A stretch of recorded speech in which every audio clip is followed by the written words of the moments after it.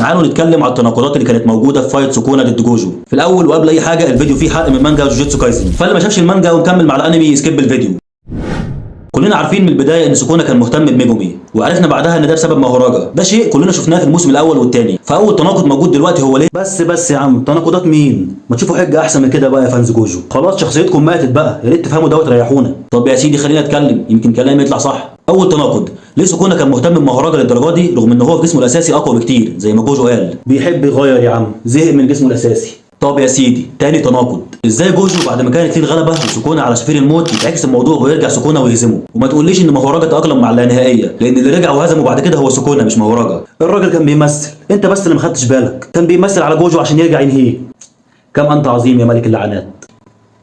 ثالثا، ازاي جوجو بعد ما كان واثق في نفسه للدرجه دي وطول الفايت وهو مبهدل سكونة وبيتنمر عليه وبيكسر جبهته، ازاي لما اتهزم وقابل جيتو كان بيتكلم بكل ذل وخضوع، وهو اللي قال بلسانه ان سكونة ما استعملش كل قوته، اللي هي كلمه عمرها ما تخرج من شخص زي جوجو عشان عمه سكونة عرفه مقامه الحقيقي. طيب رابعا، طالما الكاتب باين ان سكونة وهو في جسمه الاساسي اقوى من هو في جسم ميجومي، ليه خلى سكونة يواجه جوجو وهو في جسم ميجومي ويواجه كاشيمو بجسمه الاساسي؟ ما حاربوش بجسمه الاساسي عشان شايفه ضعيف، قعد يقول لك يوايمو اللي رايح واللي جاي، وفي الاخر هو طلع اكبر يوايمو. طب روح يا سيدي بقى وسيبنا اكمل كلامي. طب هسيبك انا بقى، خد دي وما تزعلش مني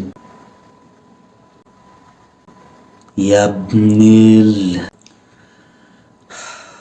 من بعد هزيمه جوجو تناقضات الكاتب بدات تكتر، وسيناريو قوه الصداقه اللي عمره ما كان في جوجوتسو كايسن بيدق الباب وفاضل له تكه ويدخل. طب حتى لو خلاص الكاتب موت جوجو وجوجو مش هيرجع تاني، طب ادينا بقى احداث عظيمه تستاهل انك تقتل جوجو عشانها.